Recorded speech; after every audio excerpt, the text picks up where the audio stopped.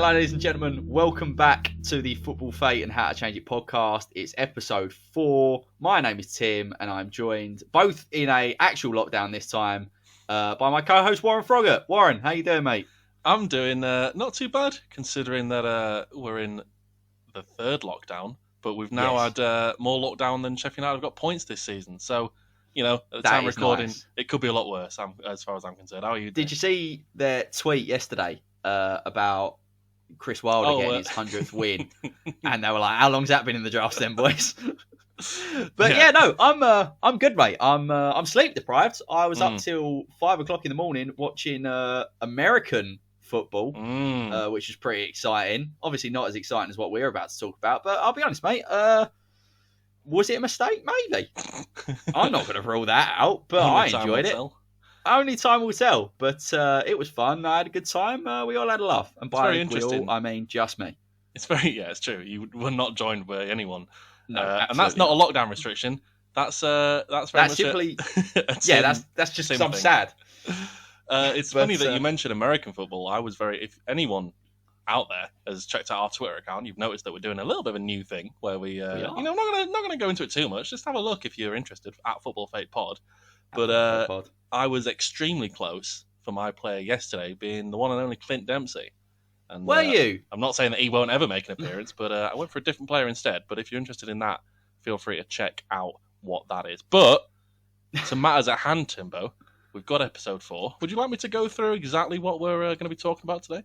I would absolutely love you to take the people through what we're going to be talking about today. Spare no detail. I will spare no detail at all for the people. So basically, this is a little bit of a different episode. Instead of going for the exact same sort of sliding doors moment, or even a sort of a moment in general, what we're taking a look at is Leicester City and what would have happened if they'd have got relegated at the end of the 2014-15 season. Because if you remember in real life, they pulled off a remarkable great escape. Ridiculous escape. Then went on to win the league in the following season.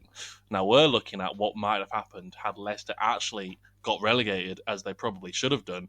Obviously, has quite a lot of bearing on the next season. But we're very excited. And just a little bit, yeah. It would be, not to spoil anything, but they don't win the Premier League after getting relegated. Well, or do they? Next season. Or do they? Honestly, I'm sure you found this as well, but looking back into it, I remember at the time thinking, like, this is ridiculous how they've stayed up. But looking back into it, when you take each result, it's honestly of the... I couldn't believe it. How did they stay up? It would genuinely it's absolutely ludicrous. Not to rub it in. It's just the current example. It would be like Sheffield United staying up this season. You would, and they could. I still think Sheffield United could. I don't think they're completely dead and buried. Well, but Leicester that's going won't to make it funnier when they do go down. That's true. But anyway, that's we're looking at that tall tale, and I do believe, Tim, it's me to go first. It is, due to the contrasting fortunes of the other Sheffield Football Club. Oh, it's a wonderful time to be alive right now. Sunshine and rainbows. What was the statistic I just... Oh, yeah, we've... Last 5 games, we've won 4, drawn 1, and we've had 3 separate managers. So that seems like, if anything, they should just continue to, carry on the sort of carousel. I imagine that go in the dugout in a couple of weeks, mate. I'm sure me and my granddad will co-manage them over some sort of hopefully the next FA Cup tie. But anyway, we're gonna get into the tall tale, and I'm gonna go first. So my tale really is a story all about managerial redemption. There's an element of hard Brexit survival. There always is. There always will be. There's a very emotional night for Dani Alves in there. It's really a story all about flying the flag of Algeria. And there's good flag, by the way. If we're ranking flags, that's up there. It actually is up there. It's a good flag. It's a good flag. It's there's a cursed One Direction concert in the middle of everything. And a golden era for the Derbyshire Ornithological Society. But... my tall tale starts in 2014-15, actually on New Year's Day in 2015. Does it? Okay. Leicester have an away fixture on to start the calendar year. They travel to Anfield to play an 8th placed Liverpool. Funnily enough, was a Brendan Rodgers managed Liverpool at the time. He's current Leicester manager back in 2014-15. Of course, yeah. Off the back of his nearly season, Liverpool are struggling. Leicester was doubly struggling. They just got promoted. I just burped. They just got promoted at this point, despite a good opening to the season. They'd actually, if you remember, they had like a good opening 5 games. It culminated in that 5th game against Man United. The 5-3, wasn't it? It was a Cambiasso masterclass mixed in with a delightful Di Maria chip. But since then, naughty, that chip. It was disgraceful. But since then, up until this fixture at Anfield, they'd gone 13 games without a win, and they'd only picked up 2 points. They did just manage a win away at Hull City in the fixture just before this one. And in real life, they used that platform to get a 2-2 draw against Liverpool, which sort of started a mini mid-season revival for them. But not in this tall tale. So the exact sliding doors moment of my tall tale comes at the end of this game. Liverpool's 2 goals had come from 2 Steven Gerrard penalties. The first penalty was possibly the worst decision I've ever seen. And there's been a few. There's been a lot, but do you know when... I struggle to believe that Liverpool got a soft penalty. Do you know when... Well, this wasn't even soft. It was like objectively wrong. I won't go too much into the details. I'm really tempted to link the highlights of the video because it shows it, and it's just you couldn't get it more wrong anyway. But it's an incorrect handball decision of all things. And it touched his foot. It touches his head. Anyway, but it gets given, and Gerrard slots it. That's the first penalty. The second penalty was also handball, funnily enough, and even that was like fairly dubious, but they get that one, and Gerrard slots it as well. So it's 2 penalties for Liverpool, just like real life. Second half, David Nugent scores a Di Canio-esque scissor kick. This is all stuff that really happened, and then Jeffrey Schlupp, of all people, sticks one in to tie up the game. Honestly, it's the most vintage Barclays you've ever seen. But this is the sliding doors moment. 87th minute at 2-2. Liverpool, in the game in real life, appeal for their 3rd penalty. Wes Morgan and Fabio Borini are tussling in the box. Borini goes down. Jesus Christ, Liverpool had a real barren spell, didn't they? Oh, it was ropey. It probably wasn't a penalty, but that's never stopped Mike Jones before. And at this universe, at Anfield, he does give it. So Gerrard steps up, chance to win the game in the dying embers, and he does. He sticks it top left, making it a hat-trick of penalties for the Liverpool captain, which, here's a bit of Premier League trivia for you, first time a player has ever scored a hat-trick with 3 penalties. Is it? Okay, I like that. But this condemned Leicester to a 3-2 defeat late on, and even after they sort of fought back from 2-0 down, lost 3-2, confidence below that one. Yeah. And therefore, in their next game, which is against Aston Villa, in real life, Leicester took a 2-2 draw and they got a 1-0 win against Villa, but after such a defeat at Anfield in this tall tale, the result swings the other way, and it is a 1-0 loss to Aston Villa, courtesy of a solitary Christian Benteke goal on the stroke of half-time. Player. Back in the day, he certainly was. I always took him over Lukaku back in the day. I did as well, Tim. I did as well. Absolutely, back in like 13, 14 kind of era. Yeah, but then it switched as soon as Benteke's soul entered Lukaku's body when he went to Everton. Anyway, Craig Shakespeare. After this Villa result, it's now 1 win in 15 games, and they're 7 points away from safety, nearly halfway through the season. And the reason that I say Craig Shakespeare is I skipped a line in my script because Craig Shakespeare is put in temporary charge to oversee the next fixture because Leicester sack Nigel Pearson. Ah, God. So they must be ostriches. So Pearson's out the door. Craig Shakespeare's put in charge to see the next fixture, which is a fated 1-0 loss at home to Stoke. Bojan, of all people, getting their only goal. There's another name for you. Bojan as well. I really like Bojan. That's where our comparisons end. That's just me. But Leicester looked at the managerial market at this point, and they realised that there was someone who he had some experience managing the top 6. He had a lot of managerial experience in general, and he was up for the fight. And the man that they got in was David Moyes, who had just come off the back of a very unsuccessful year at Real Sociedad, and he's brought in. He was actually out of a job at this point because a couple of months later he ended up at Sunderland, but he comes into Leicester at this point to try and keep him up, and results do not improve. Long story short, this is how, in my tall tale, Leicester get relegated. Pearson does not stick around to perform the Great Escape. Moyes gets drafted in. He can't do it. They end up finishing second bottom, if you're interested. QPR bottom, and Hull City were the third bottom team. It is actually the team that survived is actually Burnley. Yeah. They performed their very own Great Escape, which is kick-started, funnily enough, with a 1-0 win at home to Leicester, which sort of all but relegates Leicester. But with 5 games of the season left to go, Burnley go on to win 3 of the 4 in the run-in and win on the last day of the season to stay up in 17th place. So there is a sort of big, hard Brexit Great Escape, but it's Sean Dyche rather than Nigel Pearson. But anyway, Leicester are indeed relegated. Just 1 year after... just 1 year in the Premier League, and they'll start the 15-16 season in the Championship. First of all, Moyes leaves the club at the end of that season because he doesn't keep him up. Right. He is replaced with an Italian, formerly of Chelsea, to start the 2015-16 season. Oh, Jesus. It is, of course, Gianfranco Zola. Zola was it? I was pulling for Di Matteo. Zola comes in to manage Leicester in the Championship. Obviously, Leicester want to have an immediate return to the Premier League. Definitely got sort of playoffs at the very least in mind. And they got Zola in. He didn't have a bad... He'd not been in management that long, Zola. Didn't have an awful track record. He was at West Ham for a bit, wasn't he? However, Leicester ended the 15-16 campaign in a disappointing 17th place in the Championship, amassing 52 points. If you're wondering why that is, it is because Gianfranco Zola is not a very good manager. No. He really does isn't. get found out. Yeah, almost instantly, I would say. Not a good season for them. Zola left at the end of the season.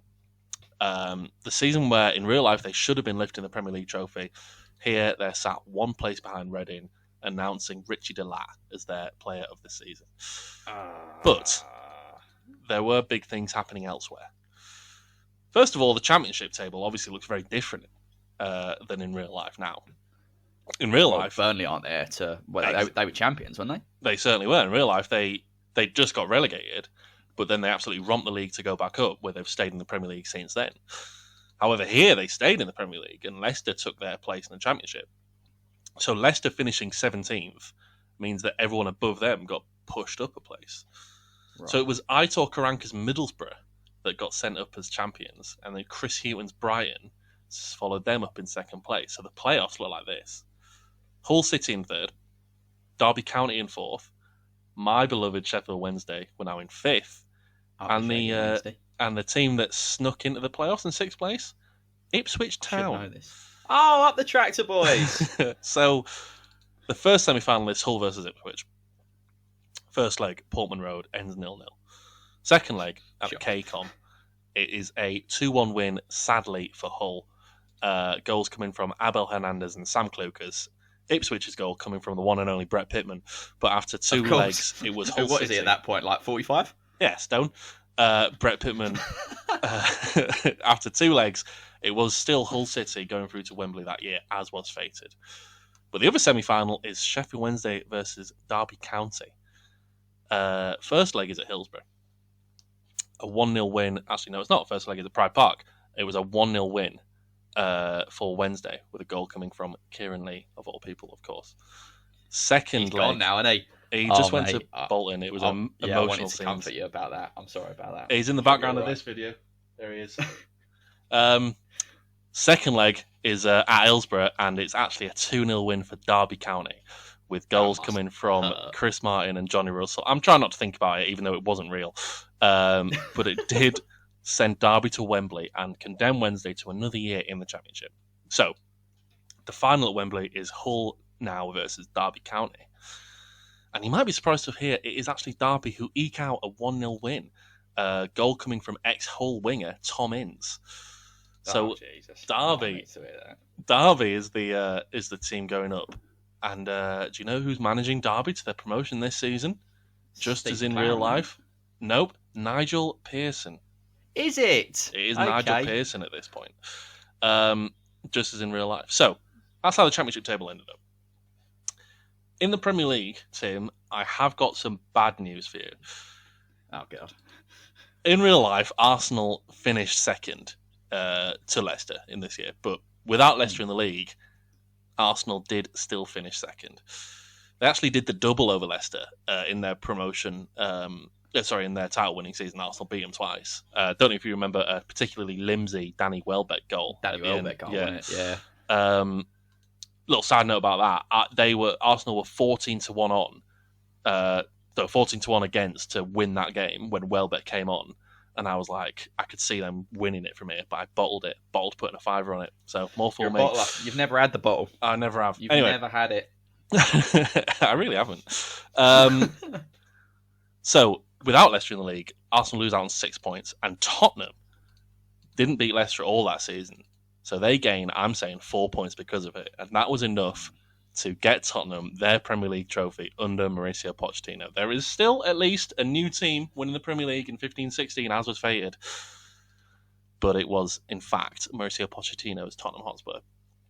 Makes you absolutely sick, doesn't it? If you're wondering who Tottenham's player of the season was, it was the first African and first Algerian to win the PFA Player of the Season in this universe, Nabil Bentaleb, who currently... You've got to have an Algerian winning it. Of course, yeah. And he currently plays for Schalke, hence my delightful little Schalke number that I've got on right now. It's a lovely number. Do you see they won yesterday for the first time in like 13 games? Won it some American. Equal... Yeah, Hopper or something like that. He got like a hat trick. His first ever senior goal was gets hat trick. Wait, good for him. Have they still got Wagner in charge, who used to manage Huddersfield? No, I think he's gone. I can't remember who it is now, but I'm pretty sure they ship Wagner out. Yeah, I would imagine so. I mean, you'd think so, given their Schalke and they had an ex-Huddersfield town manager. You'd think he probably wouldn't last long. But and I don't think he did. I think Schalke are like the worst form team in Europe right now. So I'm proud to wear the shirt. If they didn't win yesterday, they would have equalled like a 50-odd year record. Yeah. For when a team was literally just put in the league because they were from Berlin and they were all like plumbers and shit. Brilliant. Up the Bundesliga. Anyway, so Tottenham win the league. Obviously, it's a big success story. The other sort of real success story was actually Burnley, who had a tremendous season after only just surviving the previous year. Much like Leicester, they didn't go on to win the league, but they did go on to notch a 4th place finish under Sean Dyche, qualifying for the Champions League. Speaking of the Champions League, that was much the same. Real Madrid still beat Atletico in the final on penalties, which is quite a sad one. That's tough. But the Europa League was affected. Do you remember when I told you at the start of the tall tale that Leicester's problems really began when Liverpool beat them in the previous season, 3-2? Yes. Well, that win actually bumped Liverpool up to 5th place, and Tottenham were shunted down into 6th in 14-15. So that meant that the Europa League campaign that year, in this year, in 15-16, Liverpool and Tottenham's runs in the competition were reversed. So it was actually Spurs that met Sevilla in the 2015-16 Europa League final in Basel. Now, this final, Liverpool lost in real life, but now Sevilla are playing Tottenham.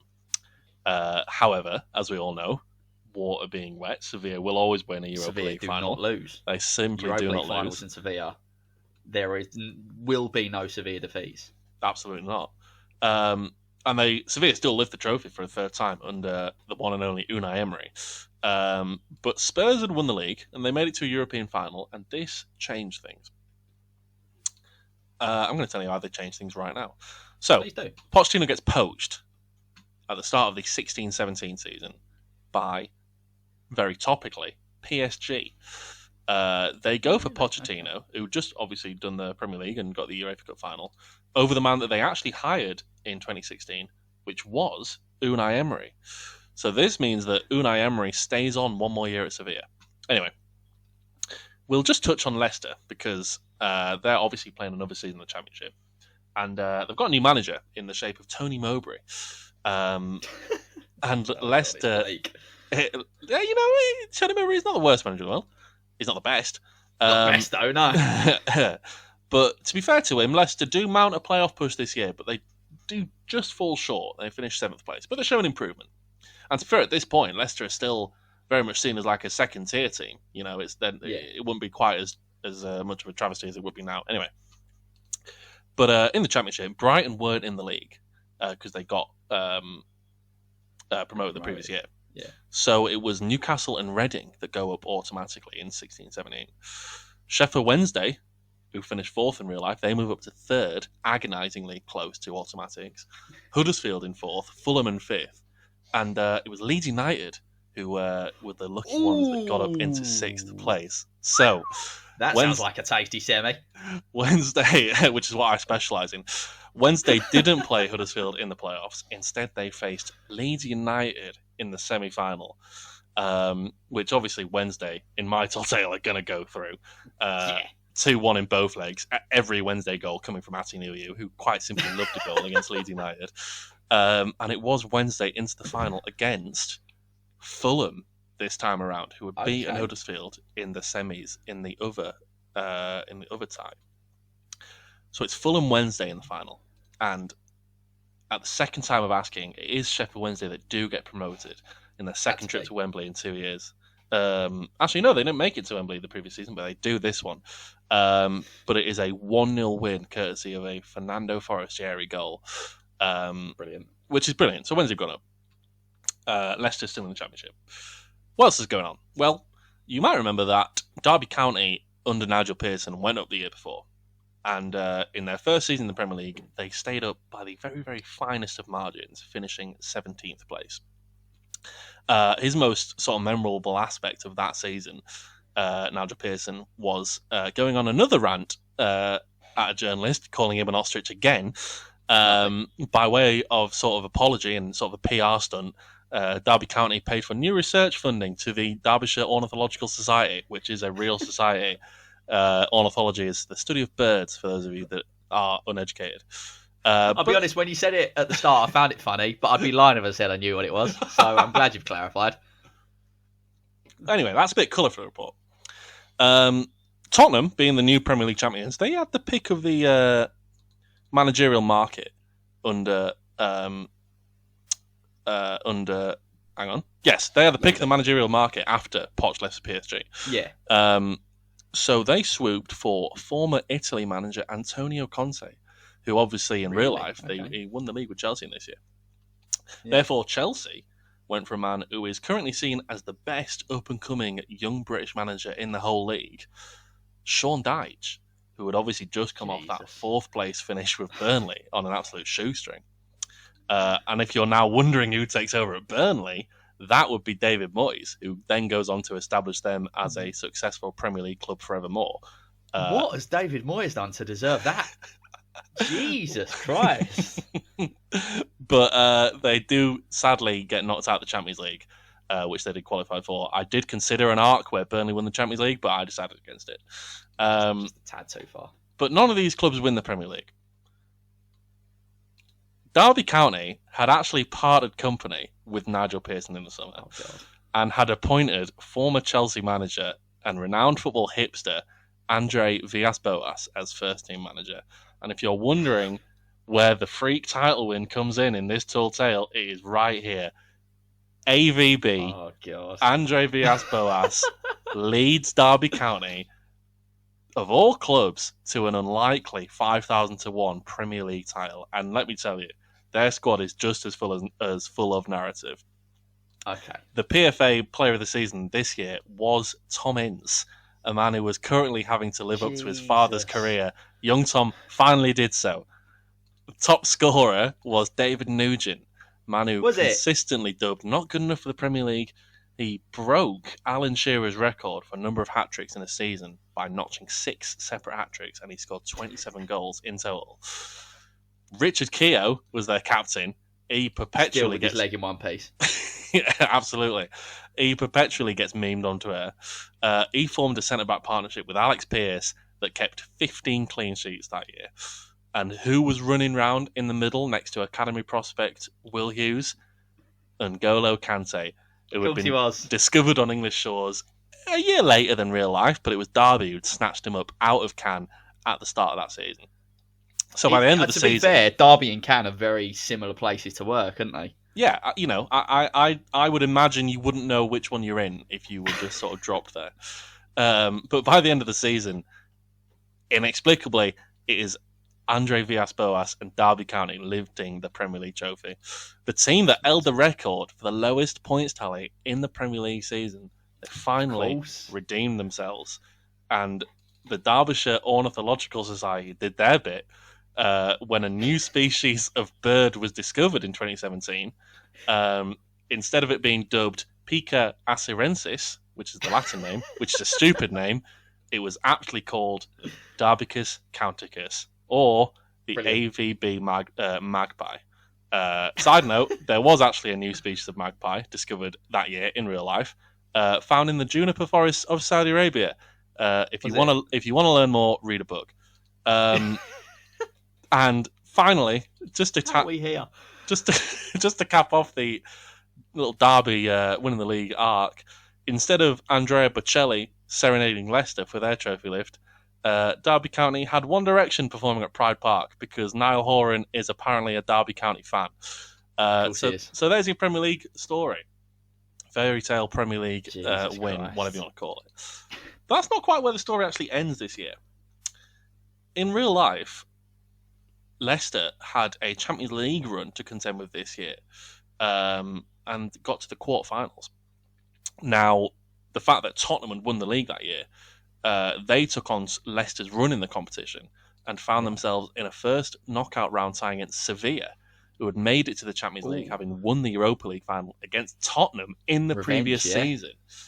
Well, in real life, Leicester beat Sevilla, but here it's Sevilla who do the double over Tottenham and move on to the quarters against Atletico Madrid. Now, this is actually where Leicester exited the competition in real life, but now Sevilla, still managed by Unai Emery, let's not forget, it sets up a after it gets set up a Sevilla versus Atletico quarter-final. It's Sevilla who beat Atleti over 2 legs to find themselves in the semi-finals of the Champions League. A semi-final that just so happens to be a third all-Spanish tie in a row. Real Madrid against Sevilla. And it is another Unai Emery masterclass. It's 0-0 in both legs. Sevilla win on penalties. Oh, brilliant. Ronaldo missing the crucial penalty, which sets up a final, Champions League final, against Massimo Allegri's Juventus. If you like, this is the Dani Alves derby. I completely forgot that he played in that final for Juventus in I think he was only there for 1 or 2 years, and he got to 2 Champions League finals because he's the best right back of all time. Fucking class, yeah. So Champions League final, Sevilla versus Juventus, which is a cracking Champions League final as well. Yeah. One thing that I will not change is that Mario Mandzukic screamer. If you remember that, if you've not seen that, Google it. I remember it almost too well. That's absolutely staying in. And that's how Juventus took the lead in this one. But it's goals from Vicente Iborra, who did have a brief stint at Leicester in real life. He certainly did. Vicente Iborra levels it at 1-1, and then former Real Madrid youth player Pablo Sarabia gives Sevilla and Unai Emery a famous Champions League win. Just note that now Unai Emery has won 4 European competitions in a row now. He is seen as the absolute cream of the managerial crop. He's the dog's dick now. He's absolutely where it's at. And, with a freak season in the Premier League where Derby County have won the title, a lot of clubs are looking for a managerial upgrade. So, 2017-18. To be honest, more or less where the story ends. Unai Emery ends up going to Barcelona initially, where he re-establishes them as the dominant football club in Europe. Once again, he wins. I think he wins the treble in there. He's a cracking manager. I actually think he got done a little bit dirty at Arsenal, but, let's say no more about it. I feel like Arsenal make everyone look shite. Yeah, I think they do. Derby end up sacking AVB midway through their title defence season because they're finishing bottom half, much like the Leicester story. You can't keep up that sort of form, basically, which is what it was. But they did put together, statistically, one of the worst title defences of any club, but they did stay up. AVB gets replaced with Aitor Karanka, who manages to keep Derby up. But at the end of that season, Aitor Karanka leaves Derby, and it is Frank Lampard who takes over at Derby in the Premier League this time, where he oversees them getting relegated back down the Championship where they belong. Absolutely, what should be happening. If you're wondering what happened to Wednesday in their first season in the Premier League, they stayed up. They did have to sack Carlos midway through the season, but they did stay up. So probably just about worth it. But AVB, after leaving Derby, he ends up taking over at Chelsea again after they've sacked Sean Dyche. And he actually wins the Premier League with Chelsea in 17-18 and 18-19. He's come back. He's a more mature manager. He's no longer aged about 29, which he was when he took over at Chelsea. And he's doing his thing. To be fair to AVB as well, he's actually having a cracking stint at the moment with Marseille. He's doing well. He is a proper football manager. But what this means... Contrary to all belief a few years ago. Yeah. But what this means, because Chelsea, AVB do the... win the league twice in 17-18 and 18-19. This means that Pep never wins the league with Manchester City at all. He's hounded out as a bald fraud, and he's replaced by Unai Emery, who had just come off the back of a treble with Barcelona. And the battle for the top of the Premier League is contested forevermore by Andre Villas-Boas and Unai Emery. Of all the pairs of managers that could dominate the Premier League for years to come, I'm sure Klopp's in there somewhere, but could Jurgen Klopp compete with the managerial nous of Unai Emery and Andre Villas-Boas? I don't think so. I don't think he could. And overall, perhaps it's a more unlikely story than Leicester winning the league in the first place, but that is what would have happened had Leicester been relegated the year before they won the title. And if you're wondering what happened to old Nigel Pearson, as a former Sheffield Wednesday captain, he's the man who replaced Carlos Carvajal as the Sheffield Wednesday manager to keep them in the Premier League in 17-18. And without tempting fate, we know that good things happen to clubs the season after Nigel Pearson keeps you up in the Premier League. So, do Wednesday go on to win the Premier League? I don't know. But that concludes my tall tale as to what might have happened had Leicester really been relegated in the 2014-15 Premier League season. It's a great tall tale. Really enjoyed that. Thank you. You saved it at the end, I'll be honest. I wouldn't say you saved it, but I was just absolutely stunned that of all the teams...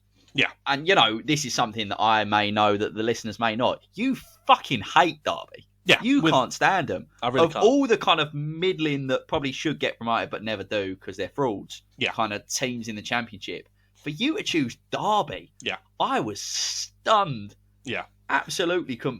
But then you saved it by saying that, at least implying that Wednesday have a little run. So, yes, they certainly do. Right.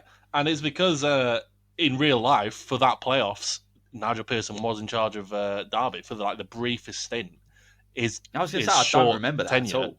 He took over McLaren in the March and he left in the June, but he had the playoffs to look after. But wasn't that where Derby were top going into Christmas and then they absolutely fell apart? Yeah, they completely capitulated. Yeah, I remember it well because a lot of my my mum's side of the family are mainly Derby fans.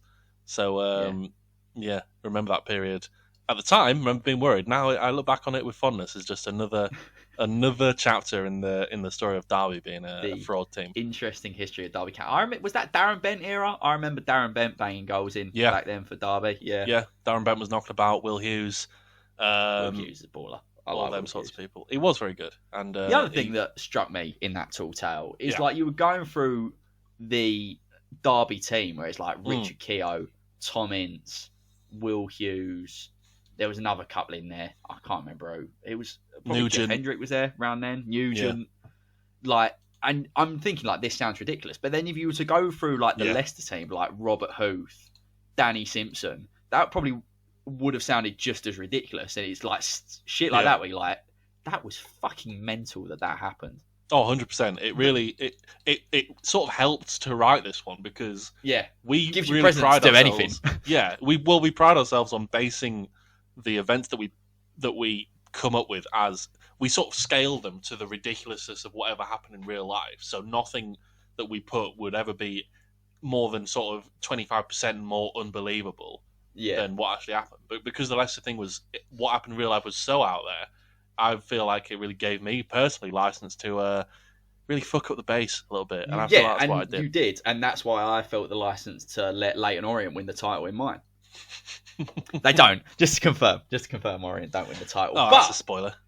Well, yeah, just in case anyone's wondering, Leyton Orient are not mentioned. I'll tell you what I am wondering. Go on. I'm wondering what happens in your tall tale. I want to tell you, mate. I'm going to tell you. Do you know what I like about it as well? Again, without giving anything away, is there's a lot of kind of different. I go down different strands to your good self. Good. But I'm gonna tell you what happens, mate. So I'm gonna start my time up. I'm not gonna do it until I tease. I'm gonna tease you, Warren, and everyone out there. I'm a teaser.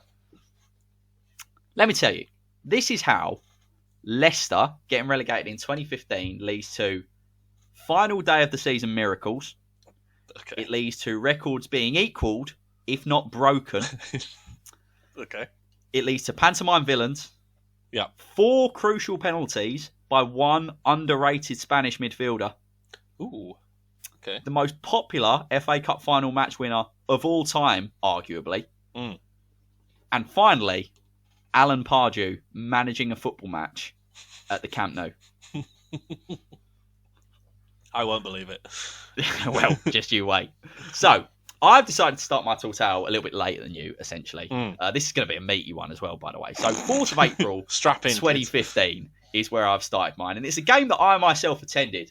It was Leicester City against West Ham United at the King Power Stadium. And the exact moment that I've pinned it down to is on the day in real life, Andy King, who was one of many, many, many bogeymen for West Ham, always scored against us. He scored an 86th minute winner for Leicester. They won 2-1. Now, I'm pretty sure I've told you this many a time, but, you know, to the listener, I've always firmly believed that Leicester would never have won the Premier League title without West Ham. And this is the reason why. This game is the sole reason why. Going into the day, Leicester were without a win since the 10th of January. Since that point, they had got just 2 points from a possible 24. Coming into the weekend, they were bottom, 7 points from safety with only 9 games left. So that's 27 points to play for. 7 points from safety. And in their previous 27, they've only got 5 points. So when you think they need to get 7, but they only got 5 from the last lot, it seems tough. Enter the ever bantering West Ham United, who that season actually beat Leicester on the 20th of December, which put us 4th at Christmas. Yeah. But since that game, we'd won just 2 games, both at home to relegation fodder Hull and Sunderland. One of them, to be fair, was the week before. And I actually remember this game very well because it was late Diafra Sakho winner. Won't be his last mention. No. And it's a game that I remember being absolutely fucking turgid. It was awful. I never leave games early, but this one I left 5 minutes early, missed the goal, and I went to a family event where I was taught how to play the game of crib, if you're interested. And that was more exciting than the football. Crib is not an entertaining game. I still don't understand it, but it was fucking better than Sunderland at home. I'll tell you that right now. But anyway, yeah, West Ham were essentially on the beach from December onwards. Allardyce knew his contract was running down. The whole thing was a mess. Coming into the game, we're close to the bottom 3 than we are the top 4, even though we were 4th for Christmas. So Leicester couldn't have had a better game. They've not won since the start of January. They couldn't have picked a better game. Yeah. And on the day, in real life, they went 1-0 up. Esteban Cambiasso volley, who, by the way, what a chant. Yeah.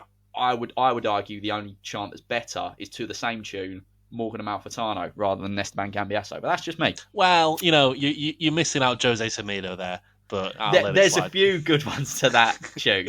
My favourite tune of a football chant. David Nugent actually come up in your tilt out. He missed a penalty at 1-0. Did he? And then Big Chet Kiate, who was on the back of this very shirt that I'm wearing, the 15-16 away top for West Ham United. Underrated as well. I feel like West Ham fans forget how good he was for the first 3 or 4 years. But anyway, he scores an equaliser. And then Andy King goes and gets a winner, but except he doesn't. It says a lot that we were even in this game. Like, that's how bad Leicester were, because we were awful at this point. But Andy King's goal, essentially what happens is Andre Kramaric gets the ball, miscontrols it, somehow comes back to Jamie Vardy, somehow prods it back to him, who's about 10 yards out. He completely mishits it, and it falls to Andy King, who just prods it in with his toe. I'm going to say any one of them 3 things don't happen, because none of them should have happened. And the game finishes 1-1. And that's the point where we start to diverge, like that meme where there's a road and it's going off. Right. So that's what I'm doing now. Okay. So it's a bad day for Leicester. They've only got a draw in the most winnable game they could have requested in that league. And on that same day, relegation rivals QPR got a 4-1 win at West Brom. Wow. And that's actually going to spark, just in case you're interested, you had Burnley doing the Great Escape. For me, it's QPR. That sparks their Great Escape. While Sunderland, who were the team outside the bottom three, that day, they scored a 1-0 win in the Tyne-Weir derby. Do you remember that Defoe volley? That unbelievable Defoe volley? Was that when... Oh, no, that wasn't the Canio Street. No, that was... Slides. That was the 3-0 where David Vaughan scored an unreal volley. But I remember that was volley. Di Canio. I can't remember. Was that Poyet? Might have been Poyet. I don't know. It was. Might have been. It might have been Africa. I don't know. Either way, it was some. It was some bloke. Outrageous volley. So end of the day, Leicester sit bottom, 8 points from safety, 8 games to play, no spark at all. They go to West Brom the next week. There's 10 minutes left. In real life, they're 2-1 down, but then they spin it back and win 3-2. Not in this universe. There is a late goal, but all it is a clincher for the Albion. Victor and HB on the break, 3-1. 7 games left, 8 points from safety. The next 3 games, they only take 1 point, meaning that with 4 games left, 12 points to play for, Leicester are 10 points adrift, and it's looking like this is game over. To have any hope of survival, they need to beat Newcastle at home. And they do. They win 3-0. It's goals from 2 from Ajoa and 1 from Wes Morgan. And funnily enough, this was the game, if you remember, where John Carver accused Mike Williamson of deliberately getting sent off because he couldn't be asked. That was that game. Jesus. So Leicester survive for another week. They get their 3-0 win against Newcastle. Or do they? Obviously, they need favours at this point. And Sunderland are in no mood for favours. No mood at all. That day in the North East, it was a 2-1 win for Sunderland at the Stadium of Light against Southampton. And it was 2 Jordi Gomez penalties. He was the first 2 of 4. A really good player. Really good player was Jordi Gomez. He was good at Wigan. Yeah, he was. I think he went Wigan to Sunderland, didn't he? And I always liked him. Always rated Jordi Gomez. Anyway, he scores 2 penalties. They beat Southampton 2-1. And that means that Leicester need 10 points with 9 to play for. Leicester are down with 3 games left. So, bringing it forward to the summer, famed ostrich lover, as we've already touched on, Nigel Pearson, he's sacked. That was always going to happen. So he's out, and there's 2 real candidates at the bookies, both freshly on the market, having had their contracts expire elsewhere, and neither of them are Ranieri. The first man, is ex-Watford manager Slavisa Jokanovic. Now, he's failed to agree a new deal at Watford, despite getting them promoted back to the Premier League that season for the first time since they got relegated in, I think it was 2007. So it's a long time they've been out. And I'm not saying I was a keen watcher of Watford that year, but just looking at the stats and everything like that, they scored the second most goals in the league. Only Bournemouth, who won the league, got more. They scored 4 or more goals on 6 separate occasions that season, including they whacked 7 past Blackpool at one point. And they had people, the likes of Deeney, the likes of Igalo, the likes of Matty Vidra, the likes of Forestieri. Oh, yeah. On the face of it... Do you remember why they didn't get top spot? Because it was a late Atinuyu goal at Vicarage Road. If you go on any of them, best football limbs Twitter accounts, and you scroll through enough, you'll see the late Nuyu goal that takes the title away from Watford because Bournemouth win on the last day and they get a draw against us last minute. Do you know what? I remember that because I remember Bournemouth won it. I want to say it was Charlton because I think I remember Robbo talking about that. Shout out Robbo, he might be listening, and he said Bournemouth just absolutely killed him. And then you did that. But anyway, on the face of it, Watford looked like a free scoring team. A lot of attacking talent. The other candidate's a man I've already slagged off. It's a man who has been out of contract, just recently in May, but he's not really done a day's work since December. It's Big Sam Allardyce. Now, credit where it's due. What Leicester want to do is get promoted back up and then solidify. And that's exactly what he did at West Ham. And along the way, specifically before Christmas in 2014-15 and 2012-13 as well, we did actually play some good football under Allardyce at times. Yeah. But in the same breath, much of his reign is exactly what his reputation dictates. It was workmanlike, it was practical, it was Route 1. We had Kevin Nolan. We were winning ugly to teams around us. And away performances, we might as well just not fucking bother get off the bus. But like I say, this is exactly what Leicester needed. They need to get back up and solidify. So what do you do? Do you go for the proven Big Sam, or do you go for the maybe slightly more unknown quantity of Slavisa Jokanovic? Leicester made the wrong decision. Yeah. So Big Sam comes in. Yeah. Albeit Slavisa hadn't even had a full year at Watford. He come in like the October and then he went and got promoted. But, can you really go on that? So they've got Big Sam in. And there's a few changes here. Now, I think Leicester, as we've kind of already touched on, had the most rattle-offable 11 in that Premier League winning year of all time. Do it right now. Schmeichel in goal, back four, Simpson, Morgan, Huth, Fuchs, midfield four, Albrighton, Drinkwater, Kante, Mahrez, front two of Vardy and Okazaki. God, your mind is beautiful. Correct. That's exactly what I've got written down in front of me. But I've got a few more special mentions to people in that squad of Leonardo Ulloa, Andy King, the man who didn't score the goal that kept him up, and Andrej Kramaric, who was shit at Leicester, but he's now at Hoffenheim and actually pretty good. So I thought I'd that's a weird one, isn't it? Yeah. But there's a few, obviously, that team never materialises. Just a couple of, where some of them end up. Just tied up a few knots, really. Schmeichel goes back to Man City, where he started his career. Oh, nice, yeah. And he soon becomes the number one after Joe Hart predictably shits the bed. Yeah. Christian Fuchs never joined Leicester, obviously. That's he instead went shame. on a free to Swansea City, which replicates one of the best free transfers I ever made in my Swansea City FIFA 16 dynasty. Christian Fuchs is a cracking player. I liked him a lot. Yeah, I really like Fuchs. He's a good player. Riyad Mahrez goes straight to Newcastle because he had French League pedigree, and that was around the spell where Newcastle signed in anyone that played a game of football in the French League. I see that. Shinji Okazaki stays at Mainz for another year before eventually joining Southampton after Maya Yoshida put in a good word, obviously international teammates. And N'Golo Kante, well, he joins my beloved West Ham United. Apparently, how much of this is bullshit, I don't know. But apparently, we had also identified him. We were interested. It sounds like Golden Sullivan propaganda as soon as he turned out to look any good. But apparently, we had also figured that he was going to be all right. I'm going to say they weren't bullshitting and we get him instead. Well, anyway, I won't believe it. Leicester, I don't believe it either. Leicester, they go into the Championship and they're playing very functional football. 4-4-2. Some of the people they bring in, Kieran Westwood from your boys comes in to replace Schmeichel.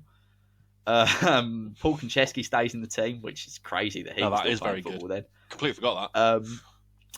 Sam Allardyce brings in some players that he had at West Ham, actually. He brings in Matt Jarvis from West Ham, and he brings in Henry Lansbury, who he had on loan for a year when we were in the Championship from Forest, who was really good back then. He was single-handedly keeping Forest up, if I remember right. Yeah, he was a good player, yeah. It's a decent team. But the front two is David Nugent, storied Championship striker, and Chris Wood, who they also had on their books. But because they were down, they didn't sell him off to Leeds. Yeah. You might be thinking there's a couple of names missing out here. The other three strikers they had in the squad, which don't get sold, are Vardy, Ulloa, and Kramaric. And you think Vardy, Ulloa, Kramaric, Nugent, and Chris Wood, as Championship strike forces go, that could have been historic. That could have been some of the best attacking football you've ever seen. Unfortunately, the manager is Sam Allardyce. So that doesn't happen. Wood and Nugent are the chosen two because Allardyce loves a big shit house, Chris Wood, and he loves a seasoned professional who knows the league. Yeah. Nugent. Even though apparently he passed up on Vardy when he was at West Ham, but again, that's probably bollocks. Yeah. The rest are largely reduced to bit part roles, other than one game where a more progressive 4-3-3 is trialled, and it's Vardy and Kramaric playing slightly wider to a central Chris Wood. And that ends up being a 5-1 win at home to promotion rivals Burnley at the KP. And it's all five of them strikers score a goal. Nugent and Joa come off the bench and both score as well. And it seems like a what could be game. This could be what we do going forward. Yeah. Except it soon becomes a what could have been game because Big Sam is stubborn. He soon resorts to his trusty 4-4-2. And 2 games later, they lose 1-0 at Bristol City. But however much he tries to ruin it, this is a good squad. And Leicester remain in the conversation at the top end of the table, if not for automatic promotion. Leaving Leicester to scrap for a playoff spot. And they eventually get there. They finish 6th on 74 points. Edging out Sheffield Wednesday by 2 points, which saves you a lot of Mo Diarmé-based PTSD. Yeah, funny enough, you actually finished that season on 74 points too in real life, but not in this universe, because you drop an extra 2 points at home to Blackburn at the start of April. Oh, Wednesday. Initially, there was a 2-1 win. But it's a late penalty converted by Blackburn in this universe. And who scores it? It's Sunderland loanee Jordi Gomez. Oh, Jordi. Whose 2 penalties sent Leicester down last year. He's got them in the playoffs this year. Oh, it has. And that lands Leicester a semi-final date with Brighton. Mm. Now, as you're well aware, Wednesday won this game 2-0. I know it's a game that lives very kind of cherished in your memories. It does. Because most of Brighton's team were in A&E by half-time. Yeah. It was beautiful scenes. That still happens. That's fated, where they've had to make all 3 subs after like 20 minutes. Yeah. But Allardyce, naturally, doesn't change shape because he's a knob. So they just see out a 0-0 draw. No bother. Comes to the second leg.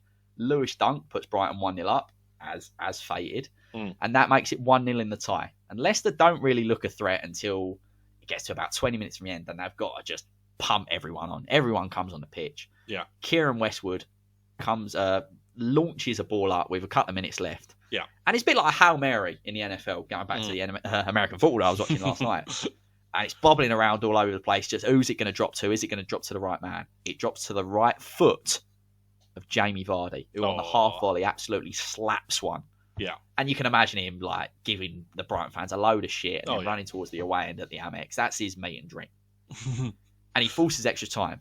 But of course, now you've got 5 attackers on the pitch. How are you going to defend that? Big Sam tries to go back to his usual shape and play for penalties, which includes like Vardy playing left midfield and Chris Woods probably playing centre. It just don't work. It's an extra time praise from little Sammy Baldock, just because I wanted to include him. Glancing really bullet nice bloke. A glancing bullet header for the first one, we'll say, and probably the second as well. And Brighton go through to the final on not on penalties, 3-1 after extra time, where of course they lose 1-0 because Mo Diarmé is inevitable. He is inevitable. And of course, in the West Ham United squad of 2012-13, Diarmé does outrank Baldock. So it's true. Therefore, that happens. Anyway, summer 2016. Discontent had been growing at Leicester City, and it's just because of the negative football. And that wasn't lost on the owners. Like the 0-0 in the semi-final, it felt like that encapsulated it. That's a game to go and attack. This is your home leg, and you just don't go and do it. The next year felt like a make-or-break year for a Premier League quality squad, which, how long can you cling on to that? And Allardyce didn't really have the fans on side at all. And so shortly after the semi-final exit, he was sacked after just 1 year at the helm. The owners didn't like the direction the club was going. And this is a really interesting moment because it splits opinion across the football landscape. You've got Leicester fans who are happy to get rid of him for the most part. Yeah. And you've got fans of former clubs like West Ham and Blackburn maybe, who very much sympathise with them, know exactly what they mean. Yeah. But then you've got all the neutrals and especially the media. All these Be careful what you wish for. That's exactly right, Warren. That is exactly right. That's the line that is just peddled everywhere, from the big old rhetoric of Big Sam cliches and be careful what you wish for everywhere. So Leicester's next appointment is an important one. And it's an attacking one. They need to go attacking. And it's a man he's not really known for having any defensive mind at most times, but he does play attacking football. He was just recently sacked for a 12th place finish in the Premier League with Everton. It's Roberto Martinez who comes in at the KP. Yeah. Definitely not a man that likes defending. But, he's got an FA Cup on his books. The year before he got sacked to Everton, I remember them all saying, he's so much better than Moisey, all this kind of stuff. Yeah. So I think he's got some pedigree. I used to really like him until I did. I was exposed to more of him, and then sort of changed my mind. But yeah, what does all of this mean? Of the striking options, the only man to leave is David Nugent, who ends up going to Leeds, which is where Chris Wood should be. Yeah. But Wood, Ulloa, Vardy and Kramaric are all convinced to stay. And Martinez actually brings in a couple of other exciting prospects. The standout is a young winger from Arsenal, who's yet to really prove himself at the club. And he gets a loan move to try and prove himself. That's right. Serge Gnabry is at Leicester City on loan. But what does that all mean? This Leicester team is now breaking all kinds of records. All kinds of records. Or at least equaling them. Maybe not breaking them, they're equaling them. They come firing out the traps. The front two are rotating around quite a lot, and they're all scoring. And yeah, sure, Leicester are conceding, but they're almost always scoring more. We'll score more than you. All 4 strikers by the end of the year would have 10-plus league goals at the end of the season. And a big reason for that is by Vodka and Charlie endorsing himself, Jamie Vardy, who actually only lasts till the January. But just like he did in real life, 1 year later and 1 league lower down. I couldn't find the championship records, but I'm just going by Premier League records here. Vardy equals Ruud van Nistelrooy's record of 10 consecutive matches with a goal by notching a 4-2 win away at Ipswich Town, already been mentioned, down at Portman Road. Yeah. Before 1 week later, he then goes and scores the opener in a 2-1 home win against Wolves. And in doing that obviously brings him to the magic number of 11. Yeah. Where he equals the record of goals in consecutive games previously set by Diafra Sakho. I'll get there. I will get there. Okay. He wouldn't go on to match the record of Sheffield United's Jimmy Dunn in 1931-32, who apparently scored in 12 in a row. But he would score his move to the Premier League. And like I say, his form was so good that come January, Leicester were flooded with offers. And when the offer comes in to join Premier League champions Arsenal, I'll get there as well. Promise you I'll get there. Vardy can't turn it down. Obviously, he turned them down in real life when Arsenal come in. But it's a £20 million deal. It's a great deal for Leicester because not only have they got cover with Ajoa and Wood and Kramaric, but they've also got the permanent rights to Serge Gnabry chucked in. So he's now full-time a member of the Leicester City bandwagon. And there's not really a great deal to dwell on this season. Leicester walk the league. They piss it. They top it with 106 points, which matches the previous record. Reading. Again, equaling it. Reading in 2006. Cracking knowledge from you. And promotion's long been confirmed when Leicester win 3-1 at home to Sheffield Wednesday with 4 games left. Kramaric with the opening goal and then goals from Huth and Lansbury. That puts them on the brink of a title with 101 points. The only team that can catch them at this point, they're already promoted, but the only team that can catch them is Brighton, obviously beaten in the playoff final last year. And they're on 89 points with a game in hand when they play host to Wigan Athletic, who are fighting relegation at this point. Brighton are winning 2-1 before Wigan handed a late penalty. And it's that man again. 2-2. Fourth penalty of the episode. Jordi Gomez equalises. That's full time. And it's a title for Leicester City. Leicester are back in the Premier League. But what's been happening there? What the fuck's been happening in the Premier League, I hear you ask? Well, I want to know. I'll tell you. Without the romantic Leicester story in 2015-16, the title that year, or just, at the top of the table, comes a capital showdown. All eyes are on London Town, the big smoke. But yet Chelsea actually still implode that year. So what's going on? Who's fighting for the title? The first two are anticipated. Second and third, respectively, that year were Arsenal and Tottenham, as you've touched on. They are 2 of the 4.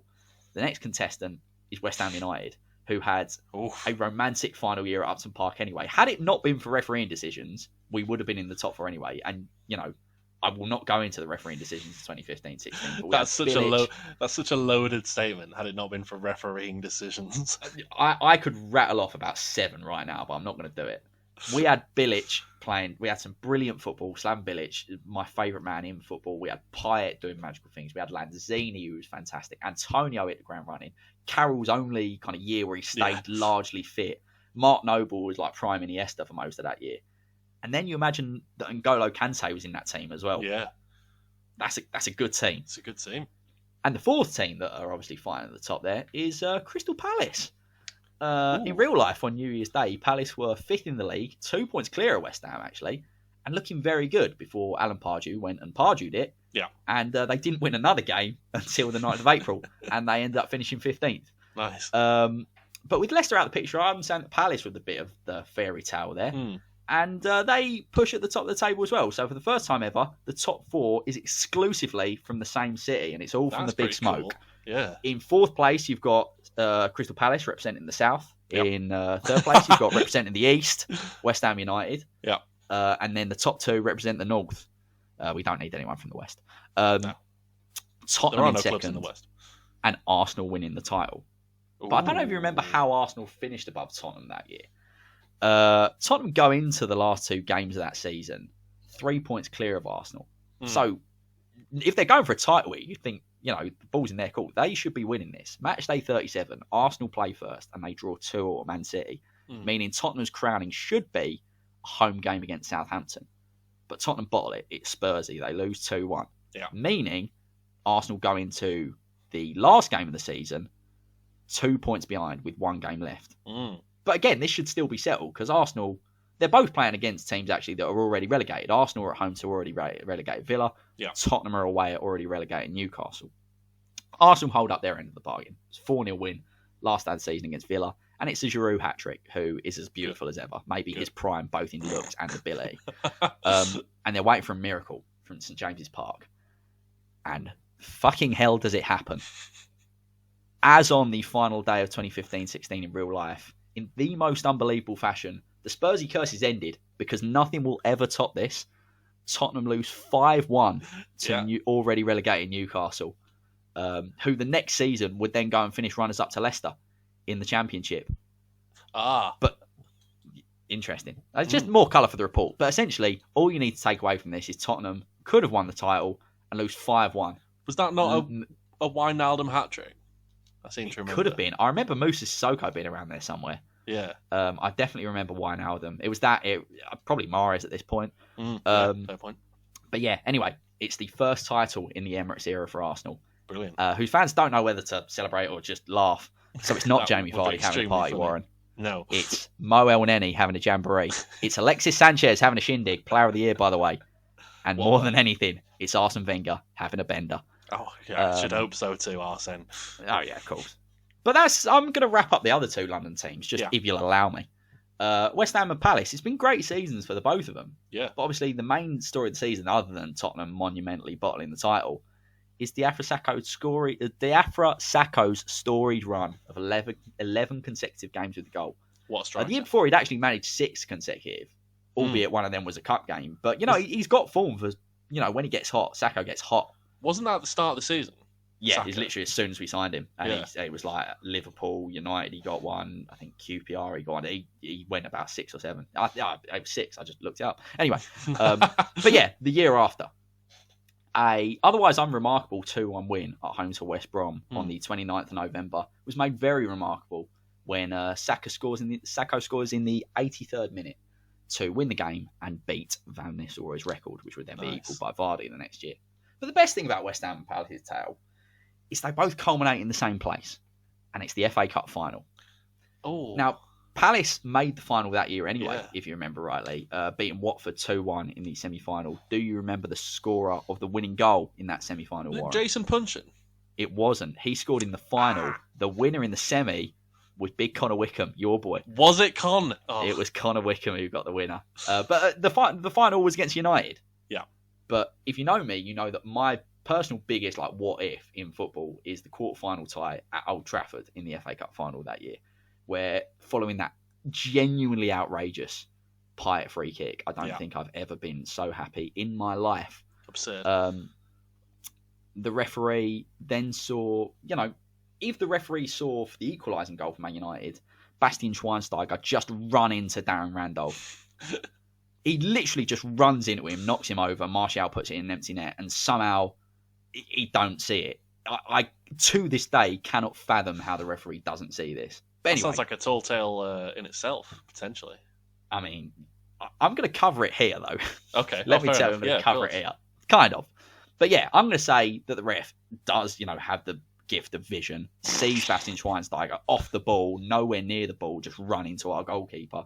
Yeah. And West Ham see out a 1-0 win. So that puts us into the semi-finals to set up a 2-1 win in the semi-finals over Everton, at that point managed by Roberto Martinez. And just like in the league fixture that year, it's an injury time Dimitri Payet winner. Brilliant. So we go to the final, West Ham Palace, and the scoreline's fated again. It's a 2-1 win for West Ham. But how do we get there? Fantastic. Puncheon, as you mentioned. Palace take a 78th minute lead. 3 minutes later, West Ham hit back. It's Manuel Lanzini, who loved the goal against Palace. Always loved the goal against Palace. And then we go to extra time. And it's the most popular scorer of an FA Cup winning goal of all time. N'Golo Kante on 110 minutes with a sweet strike from the edge of the box. Smangs it? He smangs it past Wayne Hennessy. And the image of him just smiling, that trademark smile he does when he scores. Just like a little fist bump. Yeah. Yeah. And then you've got loads of dancing cockneys who don't know what to do. And Mark Noble essentially clears the guy out as he wins West Ham's 4th FA Cup in their history. In their last year at Upton Park, in this very shirt that I'm wearing. Oh, it goes down in history. And I feel like this was coming because I gave Millwall an FA Cup in the last episode. And Tottenham won in the one before that. So this was well due. Yeah. But I want to just wrap another couple of things up. I'm going to go over here. I hope you're aware of that. That's fine with me. I'm very much enjoying it. The 2016-17 Champions League, I'm only going to touch on where West Ham and Palace go because it's a bit interesting that both of us are in the Champions League. Despite the FA Cup, some things at West Ham never change. We can't play in London, and the recruitment from Gold, Sullivan and Brady remains fucking horrendous. Always has been, always will be. And this summer was potentially our worst ever, and that's saying a lot given how bad they are. It is fated that our first game in Europe at the new stadium is a 3-0 win, except it's in the group stages against Monaco rather than Slovenian outfit NK Domžale, I believe they are. It's a Kante brace on the back of this shirt. Oh, brilliant. And Sofian Faguli, who was shit. I remember him. But from that point, the wheels fall off.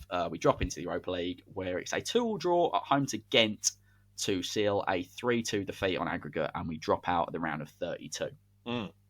Palace is a bit more exciting.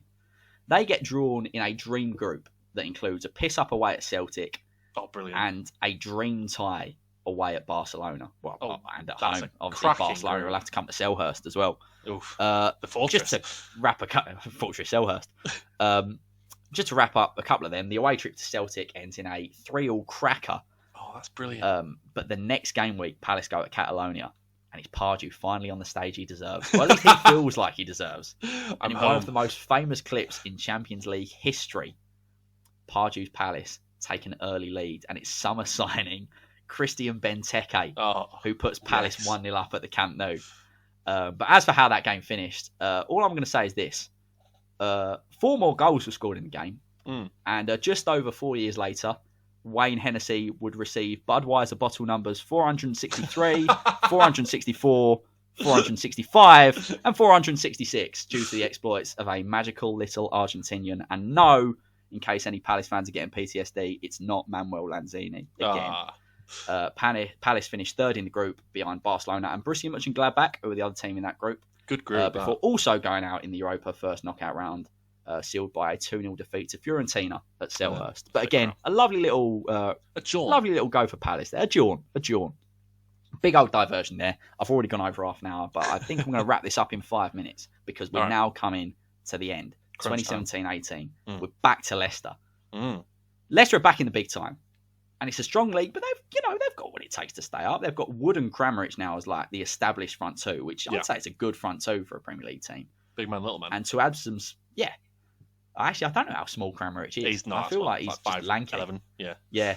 But to add some spice to it, sorry, go on. To add some spice to it all, the pantomime villain of the piece is back in management when Sam Allardyce is hired as the coach of Everton halfway through the season. Oh God, yeah. And that's the narrative through the year. Allardyce doesn't have the same kind of boom he did in real life when he comes back at Everton in this universe. And so I was kind of touch and go. At the time of his hiring, Everton was sat in 16th and only 2 points outside the bottom 3. And I'm going to say they don't kind of get much more clear of that. While at Leicester, it's been a tough year. At the same time, when Allardyce gets hired, they're just a point above Everton. But we're going to fast forward to the final day of the season. And this is the state of play. It looks bleak for Leicester, let me say that. West Brom and Stoke are already down behind them, while Leicester sit on 33 points. Ooh. The only team they can catch is Everton, who are on 36 and 5 goals better off on goal difference. Right.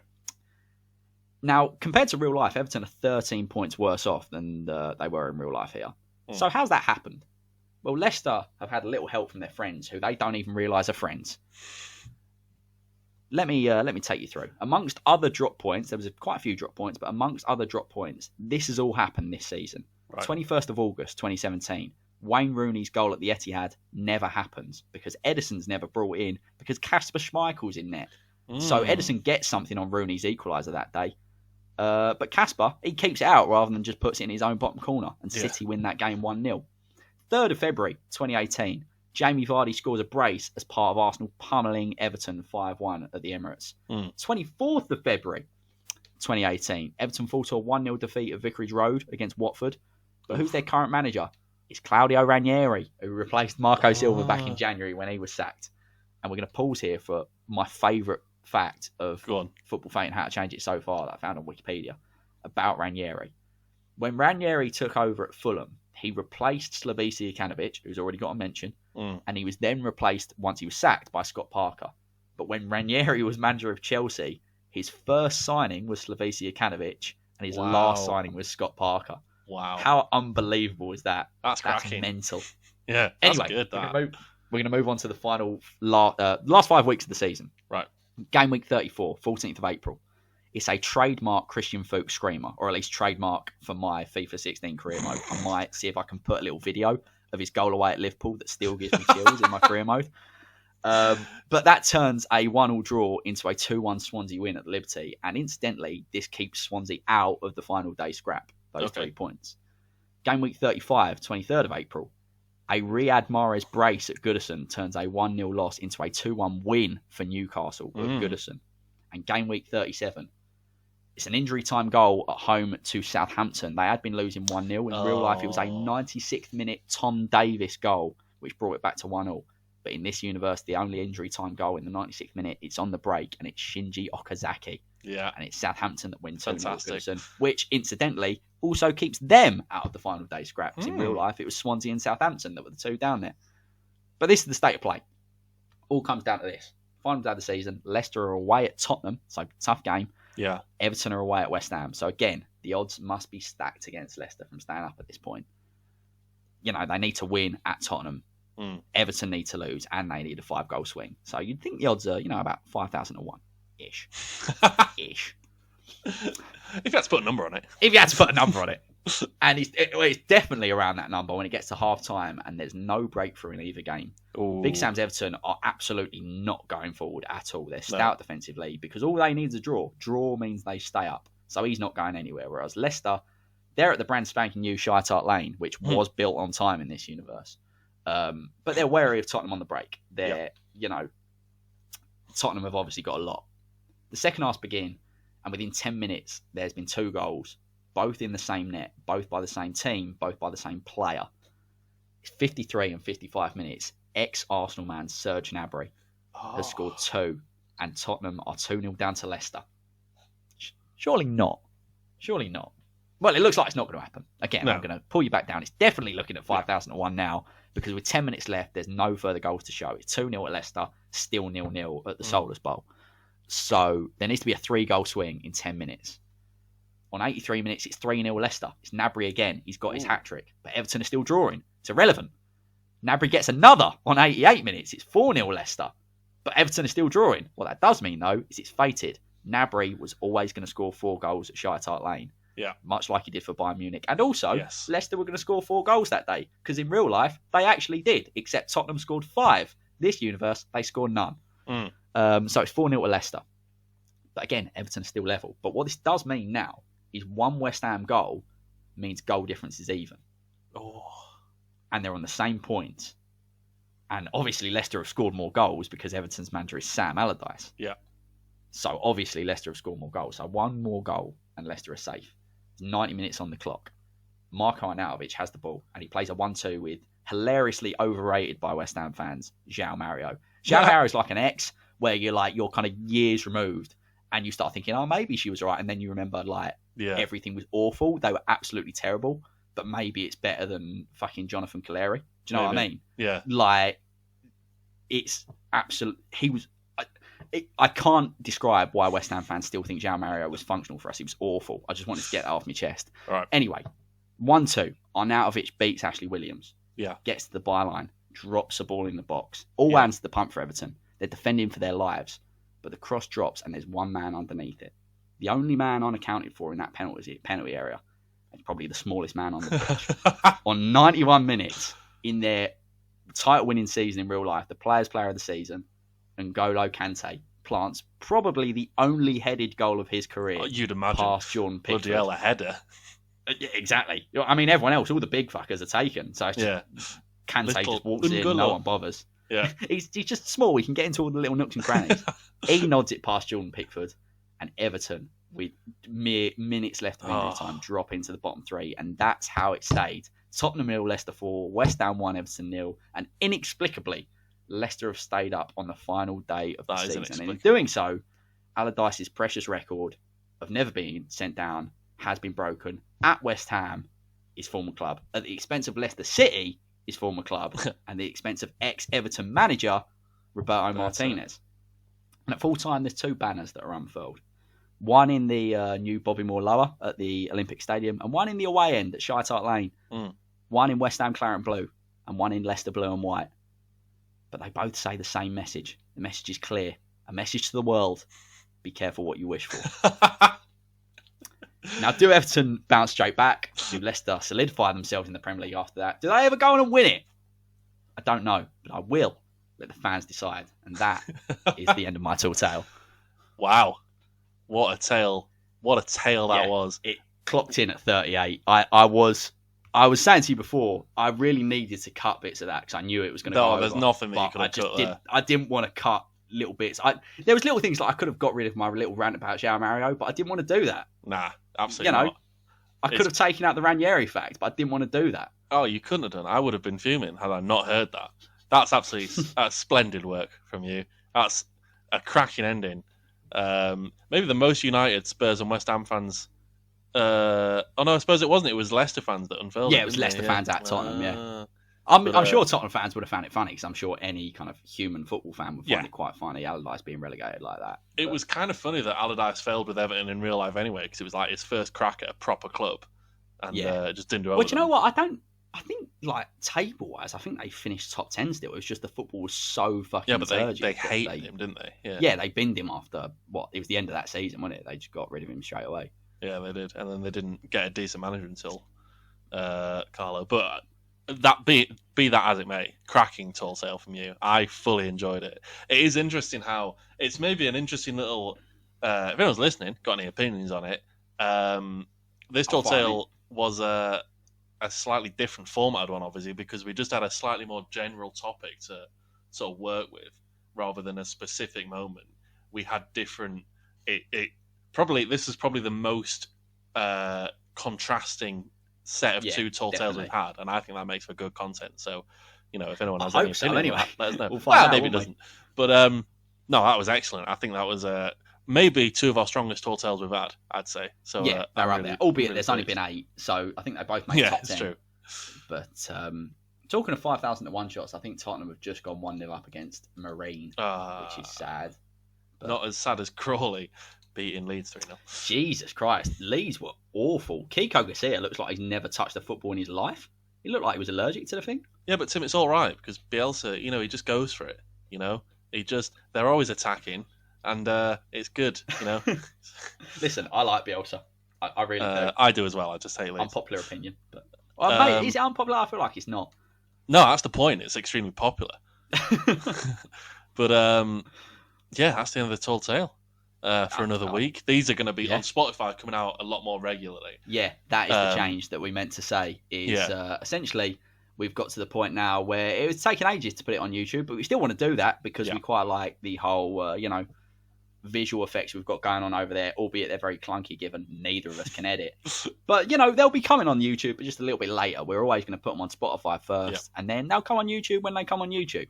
Yeah. Unless anyone's got a mate that edits videos, in which case, hook us up. Yeah, most definitely. We can't pay them because we're broke. But they will have the warm, fuzzy feeling of knowing they helped. But, we feel that the videos add content, so we're happy with them to come out a little bit later. But if you're confused, just subscribe on YouTube and do whatever you need to do on Spotify to keep getting your content there. And follow us on Twitter at FootballFatePod. We've got a little side project going at the moment. I alluded to it at the start of the episode, but it's been quite fun. Tim, I believe it's your turn today. It's my turn to take the reins on that one today. And maybe I'll do someone that was mentioned in this little video. Maybe I'll make it vaguely topical. I mean, you brought up Okazaki the other day, which was topical. I did, yeah. We'll see how that goes. But I'm excited about it. I've got a real hankering to bring up Christian Fuchs as well now he's been brought up. But absolutely, yeah. I might do that. You could well do that. Yeah, why not? If anyone's listening to it, I'll make it Christian Fuchs. I'm going to do that. And if anyone's listening to this and then sees the Christian Fuchs tweet, you can tweet us and be like, Tim, you saucy fucker. I know the story behind this. Do you know, fun fact about Christian Fuchs, just before we finish, he always wanted to play in the NFL after he finished football. Did he? Yeah. I like that. Yeah. I like that. He's not got the body shape at all. No. But probably. Hey. Maybe he has. I don't know. He could be a kicker. I reckon he could be a kicker. Well, that was his. I think that was his point because, not the biggest lad. But that's football fating how to change it for another week. Episode bloody 4. We're nearly halfway through the season. That's pretty mental, isn't it? We nearly are. We put the unofficial 10 episodes in a season on. Yeah, and, completely arbitrary. We need to decide what episode 5 is going to be. Yeah, we will. If you've got any, if you're listening to this and you've got any suggestions for that, any questions about this tall tale or anything else that you simply want to say, whack it in the comments or DM us on Twitter. We'll definitely get back to you because we're very nice people. But we are. And thank you to people that have reached out as well, saying they're enjoying the content. There have been a couple of people. Yeah, it's nice to hear. And yeah, thank you to them. And we might get around to your little suggestions soon, or we won't. But I like to think we will. We might not. But, maybe we will. But I've run out of things to say, Tim. If you want to sign us off. Absolutely nothing left to say. So, with that being said, everyone stay safe. Wash your hands. And we'll see you in episode 5. Thank you ever so much for listening. This has been Football Fate and How to Change It. And we'll see you in the next one. As always, stay lucky, my good friends. Bye-bye.